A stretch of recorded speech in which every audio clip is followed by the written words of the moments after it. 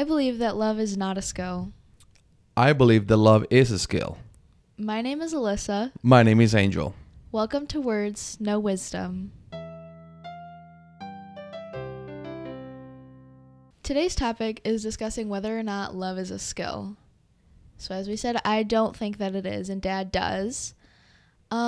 Just to start us off, I think that something to discuss before I get into saying that love isn't a skill, I think that I split love into two separate definitions, love as the noun and loving as the verb. So I think saying that love is a skill means love as the noun. If it were a different title, loving is a skill, I would say that is true, that loving is a skill, but love as a noun is not a skill. Okay. Well, the way that I thought before starting this topic was I wanted to jot down a few things. And the very first thing that I wrote down was A, love is not a feeling or feeling. And two, love is an action verb. So where do you get that from? That idea, that concept about love? Probably you. Oh, great. Yes.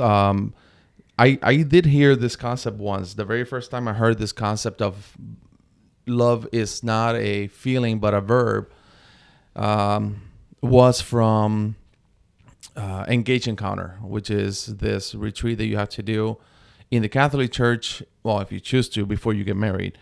And that was one of the most impactful things that I remember listening to, and then having to explain this older couples to us, the youngins, which was, and I know you have heard this story before, which is that once the feeling is gone, that those butterflies in a relationship at the beginning, which we all have, and I think that those are there physically because the body has to somehow, or the way God made us was in order to have a feeling first for somebody. But once that feeling is gone, which it could, then you have to be a participant of the love. And that's why I call it action verb. But yeah. All right. My thought process was something similar, that love as the noun is inherently given to every single person, that when we are born of love, and we all have the same capacity to love. Do you agree? Yeah, we all have the same capacity to love, is what you're saying? Shoot, I think so. Unless you have some mental deficiencies that do not allow for you. I guess we have to define what love is first, because if we don't actually, like for example, I have dealt with kids back when I was teaching, and I had a few special cases, like a case of Anthony with Asperger's, and I remember that I would think sometimes maybe he cannot transaction certain things in the way that I would, or the way that we would understand it to be, that will be the norm. But then he would do something like draw you a picture, or he was into origami, and then all of a sudden he will bring you an origami all folded up and beautiful. And that was his expression of love, maybe. So I guess that if the question is, can everybody love? I would say yes, but definitely in different levels or different capacities, I would say. So we are all inherently gifted with the ability to love, but exercising that love and acting on that love is something to be exercised and kind of like practiced. Right. So if we're gonna be talking about love is a skill, and if we were to go into a debate, is something that you have to work out like a muscle, and just like working out and trying to stay in shape, and it's hard, and you have to go out and do it. And if you don't do it, it kind of like dies. I mean, your muscles can atrophy, and you start gaining the weight. I'm not going to be giving you any health advice or anything like that. I don't want to be talking about this specific thing, but in my case, man, even when I know that that is the case, that love is a skill and that's something that you have to continually be working toward with in this case, my wife, it's hard. It's something that you actually have to do because sometimes you just don't feel it, like you said. Once that feeling is gone, it's almost like the way that somebody explained it to me once, which I really appreciated, and sometimes I tell that to people. I've told that probably to a lot of people is how if we once the love is gone or that feeling is gone, then you have to work on it. Otherwise, you have this balance between. Someone explained this to me. You have this balance of that level of buttery, not buttery, butterflies in your stomach that make you want to love somebody, and all of a sudden you are in this balance. Maybe this person is still on a high on that relationship, then the other person starts going down low into the excitement of things, and if this person that starts having a lower sentiment, I guess if you want to put it that way, and this person is still on a high, this person is still going to be able to do, or naturally are going to do things that are nice and romantic and whatnot for you.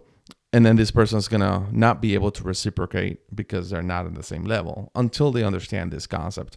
And I think that more than anything else is not understanding the concept that love is a skill that requires you to take action, I guess. Yeah, that makes sense. I think that love, like, I don't think I agree when people say love is not, and then put some sort of article of speech like love is not a noun, love is not a feeling. I think that love can be all of those things. All right. And I think that it is that until you start getting another person in a relationship involved, and then that love evolves from just the noun, just the feeling, into something that you have to work on as an individual. You know what I'm saying? Like, Mm-hmm. but then the question is, how can somebody have a skill for love? And are some people better at loving than other people? Go to school for it. I mean, YouTube it, read books, go to classes. It's tough because I think most people only go by what their parents did or what they learned from an uncle or an aunt or siblings maybe at some point in the future, and that's it. And it's almost like the whole notion that a lot of people say that before you become a parent, there should be a class, or you should be able to get some sort of a license for becoming a parent because it's so hard and nobody really teaches that as a class. So in terms of, I want to backtrack, and by the way, I want to tell the audience that we're not cheating, but we this catapulted from, or this conversation came about because of a podcast or a video that somebody else has made, and we are going a little deeper into it from this guy by the name of Alan de Botton from the School of Life channel on YouTube, and he has this great video that we should actually put the link in the section in the bottom of the page that expands or tries to explains what love is. And I love his definition, and I'm gonna try to do a little justice, and maybe we can springboard from here.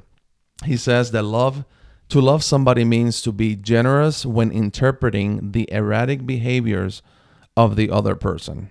Is to be generous. He actually used the word charitable, which I couldn't really understand exactly how that goes, but do you know what he meant by charitable and generous? Yeah, I think that when you love somebody and he goes on to explain that you're basically dealing with their faults and accepting that, you know what I mean, like that those are going to exist and that type of thing, and that's where I think the charitable word works into it is being like accepting and loving of those faults that are inherently going to be there, and being like, this is something that I can give of my energies and that type of thing, like something that I'm willing to compromise, almost like charity. Like you have to compromise your time or your money or something. You have to compromise some sort of your high expectations for somebody's faults. That's kind of how I took it. I don't know. Like I'm a charity case to my wife. Is that what you're saying? Yeah, to some extent, everybody is. Yeah, I guess so. Anyways, to give some more background on that, so we watched this video in class as preparation for reading Pride and Prejudice. Oh, it was in class. Okay, I didn't know that. Yeah, so we're going to read Pride and Prejudice. It's my first time reading this book. And so this video was setting us up because this book has a lot to do with marriage and love. And so far it has been a completely selfish kind of love. Like everything is going back to like, is he wealthy? Does he have good status? How is he going to help me get land? Because as a woman, they can't be landowners. How is she going to inflate my pride and make me of a higher ranking and that type of thing? And so from the video, we learn of this definition of love being kind of selfless and accepting and charitable. And then in the book, I'm hearing a lot of love as being completely selfish and that type of thing. So do you think that in the video, how he talks about a selfless kind of love, do you think that being selfless in a loving relationship takes practice, or is that something that comes naturally with the feeling of love? I actually don't know. Because I'm thinking there's a lot of things that I'm good at in my relationship and as a father and as a friend. And there's some other things that I am horrible at. I don't want to discuss those right now. But those things that I'm good at, I think is because I've been mindful. Well, I will say 50% of that is because I've been mindful about it and I have put my mind into it. And I will say the other 50% is probably I'm just naturally like that. Like in the same way that, I have 5 sisters and they all have their own specialties and traits and personalities, likes, dislikes, things that they're good at and things that they're not so good at. See how I said that? And I think it's because even over Christmas we were playing this one card game called who's most likely to, and that who's most likely to would not be as fun unless we know that a person has that specific way about them that allows us to be able to point that particular trait on that person. And those things are, I think that no matter how domesticated a person can be over time, there's some things that you just cannot change. And something tells me that selflessness is, man, it's got to be 50-50 then. I will say it would have to be 50-50 from my understanding. That's the way I see it. I think I sort of agree. I think that especially initially with any kind of relationship or friendship or, if you're dating somebody, I think that being selfless comes easily with the infatuation period. Mm-hmm. I think that, initially I started to become friends with a girl recently and I just found myself wanting to do everything for her. I was like, I want to walk across the school in the hallway to meet her and walk with her to class. I want to bring her things. I want to do all these things because she's a new friend and I'm infatuated with this new idea of a person. And I want to express that love for them.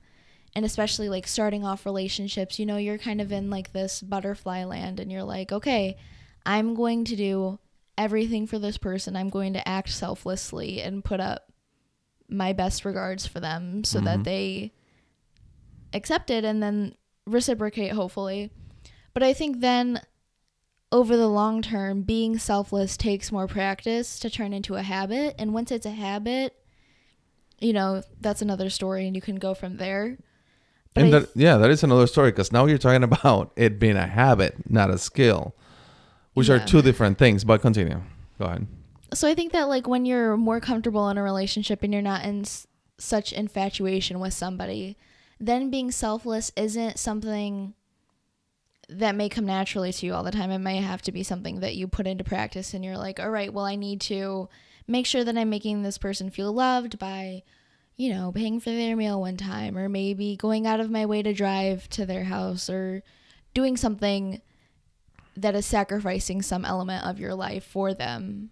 So I think that that takes practice, but I don't think it's something like a hit or miss. Like, I think everybody has like some desire to be selfless for another person, but I think that committing to that in the long run is something that takes practice for an individual. I have a really hard time understanding why is it that our desire for being selfish and for doing certain things, or for when our light bulb turns on into something exciting that we want to do to change the world or to change a person, a fire that goes through us after watching a movie that is super romantic or that is inspirational, and then all of a sudden you leave that experience and you want to like set the world on fire, and then you try to think of figure out mechanisms for how to hold on to that and keep it going forever. I have not been able to figure out how to do that, and that drives me crazy. Excuse me for what I'm about to bring up, but in just reading my chapter in my dopamine book about love, I think that that might have a lot to do with it because, after you watch like a cute romance movie or something, that molecule in your brain, the molecule of more, which is a brilliant book, is saying, I want that. We're going to go get that. And I'm going to inspire some motivation in you to go and pursue whatever that was that is sparking something in you. And I think that loving is absolutely a skill, and that it takes a lot of energy recognizing that here in the initial, I am all want and all like pursuing of a person. And then after a period of time, it turns into the molecules like serotonin and all of those here and now molecules, allowing you to enjoy the moment and to enjoy the person. And I think that's where a lot of people fail to love as a verb, is that they don't feel the motivation to pursue. They're like, I've already pursued. We've already got there. Like, there's nothing more for me to want. And then they struggle to enjoy the here and the now, the person, without wanting more from them. And that's where I think that love as a skill needs to be practiced in order to inspire the pursuit for a better relationship, better communication, more romantic outings, that type of thing. So I guess it was the same as then in sports, because if you are gonna be working on a particular skill like golfing, I don't golf, but if you do not continue working on that, right? I'm assuming that you cannot have a good game if you take a hiatus for about 5 years.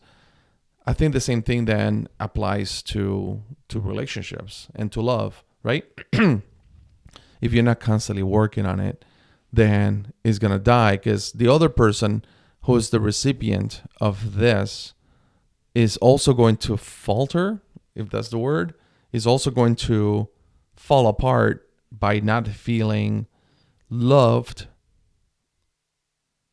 and then that person is not going to reciprocate anything because it's not getting fed the actionable things that you have to do in order to keep up the romance, the adventurous heart, the helping around the house, helping with chores, helping with things. So if you're not working on that, I think that's why I guess in sport it's just you and the ball and the sport itself.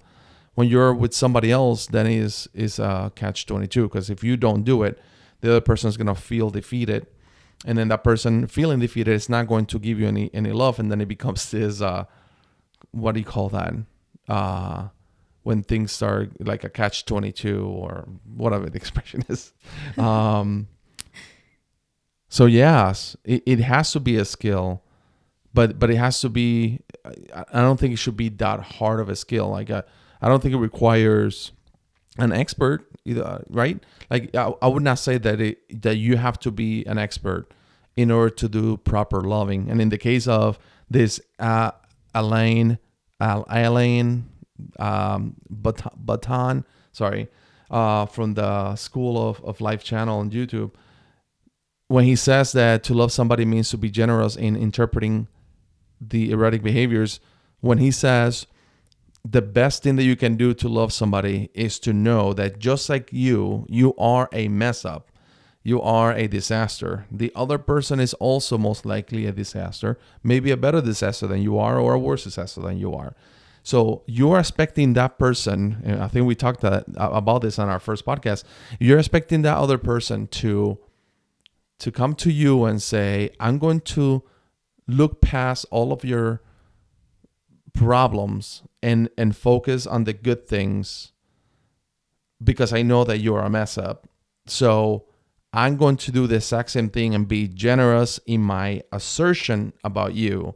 So instead of expecting you to be the top player in the NBA of love, then I'm going to extend the same charity, the same flexibility, I think, toward you. And that's, to me, that was mind blowing. Like I've never heard of it this way. And I really like that.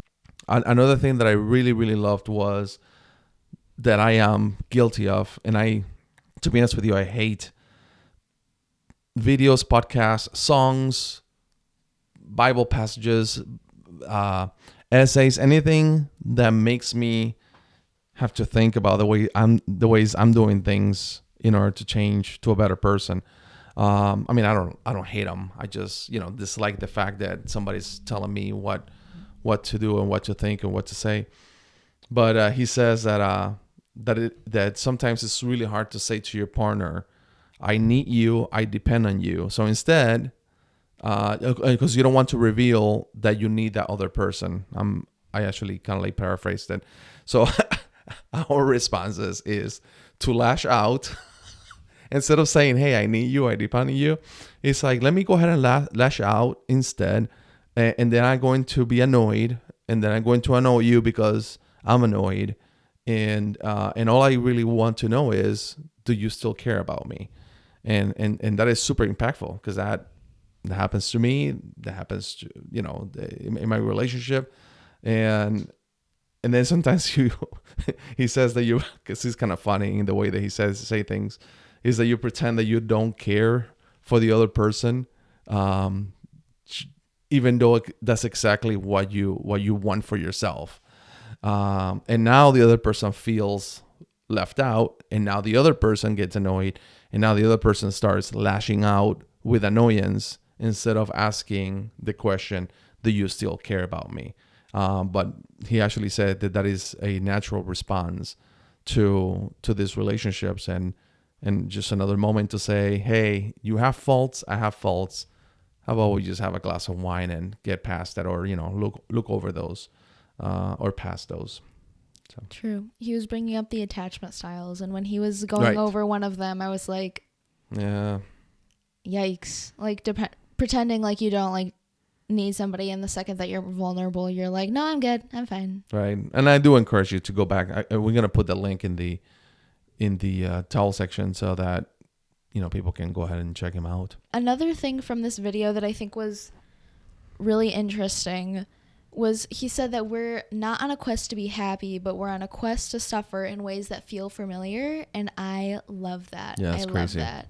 Because I truly think that every time, I get into a new relationship, every time that I reflect on my relationships, I'm thinking, how am I going to get uncomfortable with my own understanding of love, with my own understanding of relationships? How am I going to get uncomfortable, push past it, and suffer to a greater capacity and a greater skill set for that love in a way that feels familiar? That is so crucial. Like, if somebody is super unfamiliar to you, if their ideas are unfamiliar to you, their home life is unfamiliar to you, their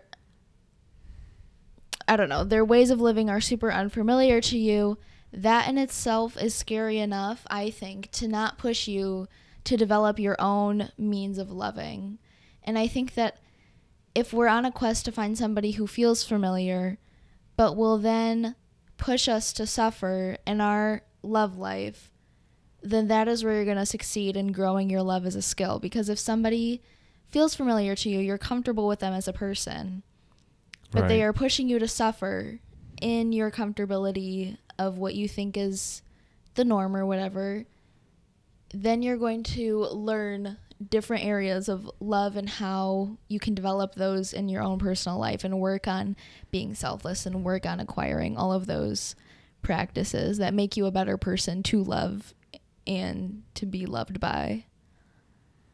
Wow, that's not what I was thinking, but that's good. Like that's a different way. I'm gonna have to listen to it again and see exactly what is it that he was trying to say. Because the way that I interpreted it was kind of like in the same way that we are almost looking for somebody who is going to accept us for who we are, right?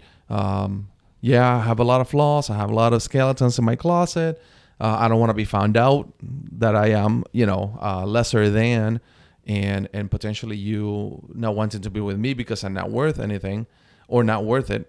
I think that when he was talking about that, and I really don't want to get into this topic, and maybe that we can discuss that at some other time. But the whole notion of wanting to parents, for example, to have their children marry people of their same religion, background, morals, maybe moral standard more than anything else. I don't think we necessarily have to go into anything beyond that. I think it's because of that. I think that here's an example. Okay, so you know how some of your friends come over and they love the food and they love the music and they love the parties, right? I think that they will love that they love it, but that's because they only get a taste for it. Just like when you go to another country for vacation, like Marlena, or my wife, she went to your mom. She went to Costa Rica and she loved it. But when she went to Costa Rica, she had the opportunity to go back to the United States and not be part of that forever. So I bet that she loves it. Will she move there? Probably not. Your friends come over, they have fun, they eat different foods, Puerto Rican food that they probably have never tried before, some of the music, some of the culture. But not only do they get to go back home, but our whole household, me being married to a, Caucasian woman that has pretty stereotypical American values, virtues, and customs, it's still pretty familiar to them. Like they're not coming to a house that is 100% crazy Puerto Rican voodoo, goat eating, constantly. It's still familiar. They still have an essence. I still have the way I dress, the way the house looks, the way that I treat them.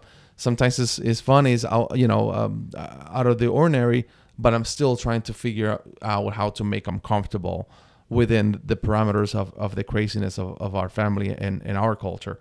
So what I was thinking was, in this case, what he's saying is, if you're going to be marrying somebody, you're going to be looking for something that is familiar to you, in the sense that you might still be able to relate to that person, not have to learn this new concept of time, for example. Like, your mom and I, they have a different concept of time. Me being from an island, her being from Naperville, Illinois, where things are very, very structured, and Puerto Rico not being so structured. So that's what I'm thinking. But the way that you put it together, that's something they're gonna have to explore a little better, because it's almost like giving you the almost like a like how fire or extreme heat is the one that actually bends or allows the iron to be bent for you to be able to form into a strong sword. Is that kind of like how you're thinking about? And even with the example of like friends coming to the house,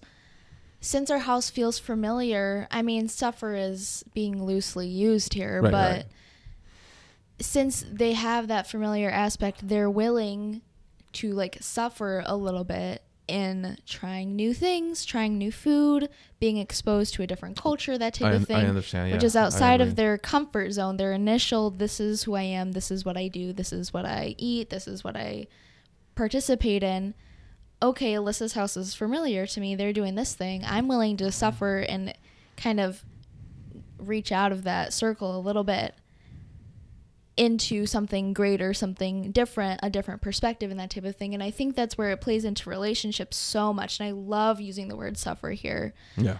Because, like, truly, when you love somebody, I think that is a quality that you want to suffer for them. You want to challenge your own opinions and your own ideas and your own understandings and your own actions, and you want to change those into something that's going to be adequate for them and agreeable to them, which requires a great deal of suffering on your part. What am I doing wrong? How can they not understand this? Why can't I communicate this to them? I have to reflect on myself to make myself more agreeable to their love and more agreeable to loving them. You know what I mean?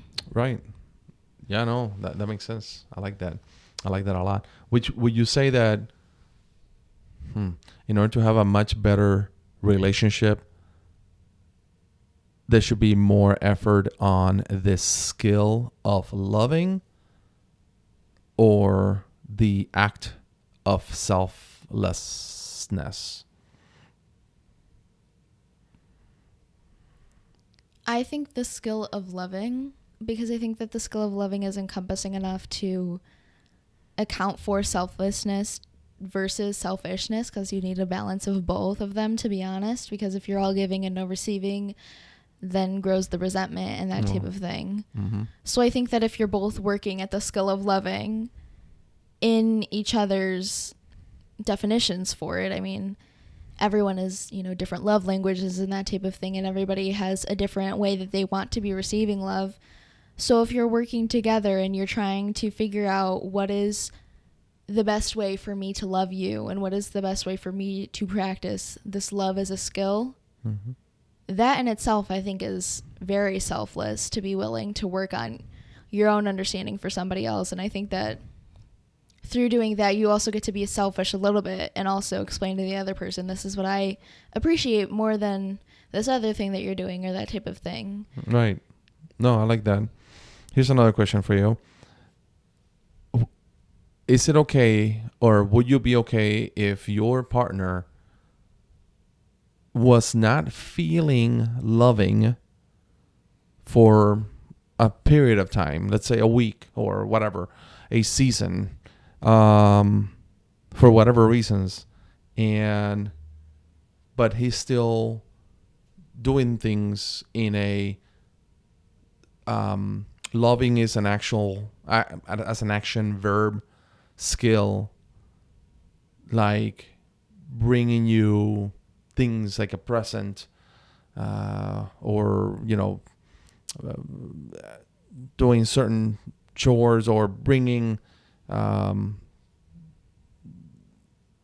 making sending an extra text, or you know what I'm saying, like, even like, would you be okay knowing that that person might not have that butterfly feelings, because that they can go away, or they can sometimes be in a really low or in a really high?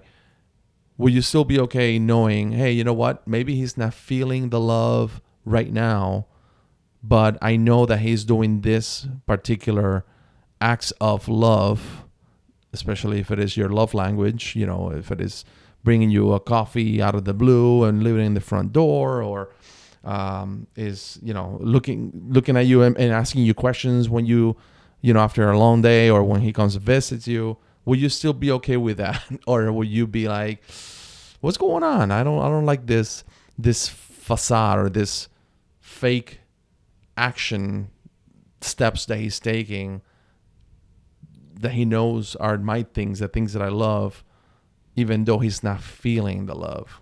How would you interpret that? I think that I would have that conversation with him and be like, are we doing okay? Like, are you, like, what's going on your part? And if he comes to me and goes, I'm not feeling as strong in my love currently, but I am being consistent doing these things for you to show you that the fundamental element of love is still there. It is just not on fire in me within me right now. I would be like, that's valid. Okay. we're Okay. good. So if that is the case, then shouldn't then you be able to, or any two people, be in a relationship and get married and be successful forever without them being in love, but just doing loving things for each other all the time? I think that if the actions of just doing them kind of like a cycle and just like something that's expected and a routine behavior, if that is the fundamental and that is the norm, then I don't think that it's a lasting and healthy relationship. But I think that if that comes about sparingly and is like, you know what, like my energies are really going somewhere else right now, I still love you, I still want to be with you, I'm going to continue to do these things for you because I have respect for you and I want to make you feel that the love is still there, but there are other things occupying my mind in this moment. I don't think there's an issue with that happening sparingly, but I think that if those things overwhelm the majority of the relationship, then that's probably not ideal. And I think my perspective might be a little bit different now just because, you know, I'm a teenager right now. I'm not married or anything. So I do want all of my partners in my life, everybody who's with me at the same age as me, to focus on kind of their ambitions and that type of thing before me. Like I don't expect to come first at this moment in my friendships or relationships or anything. And nobody expects themselves to come first in my life because, you know, we have ambitions, we have college, we have family, we have all these things. So right now, the idea of somebody being like, I need to devote my time to something else or my energies are not with you at this moment, it would not offend me by any means just because I'm not their first priority and I don't expect to be. But I don't know if that perspective is different in marriage. What do you think? Well, in this particular situation, I don't. Yeah, that would not apply because I already know we have a rhythm of how things are. If we were really early in the relationship, then I would probably have a problem with that. I think that there is a particular level of connection that two people have, and that connection is lost, then it gets a little tricky. But the reason why I asked you that question was because I was listening to, I don't know if it was him or if it was Jordan Peterson. I'm getting things crossed. But there were, maybe it was him, where he was kind of like jokingly saying, you know, sometimes like once you're in a relationship, you have kids, all you have to have is a reason to stay. And if the kids is the reason to stay, hey, it's because there's always a risk involved in everything that you do. You know, damn if you do, damn if you don't. I think it was kind of like the whole notion. You know, if you stay for the kids, good for the kids. If you don't stay for the kids, then, you know, good for you, but not for the kids. So there's always a good and a bad and an ugly in every single circumstance. So the reason why I asked you that question was because I generally think that maybe, philosophically speaking, if two people get together and they know that these feelings can go away eventually, then all you have to do then is do the thing, do the action things that quote unquote lead to love, because you know that's all it takes. Like one time, my wife doing something nice to me or saying the specific words like, "Oh, you're the man," or "Oh my goodness, you're incredible, you're the best dad," and any of those few words would keep me on a high for a couple of days. And that's all I need. And then I'm loving her to no end. Like I'm actually having the feelings of love.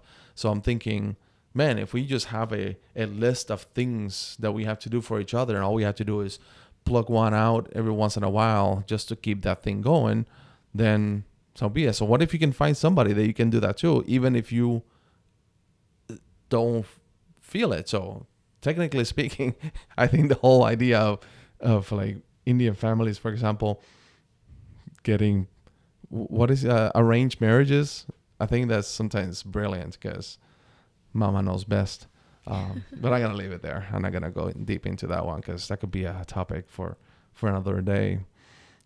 I think it's really important to actually discuss that, like the discuss the things that you require in order for you to get that spark back in you or something like that. And I've actually done that previously multiple times. Like I know that if my boyfriend sits down and plays a little question game with me, getting to know each other on a deeper level, I'm riding that high for like a week. I'm like, this is great. We're so in love. We're so good. This is so much fun.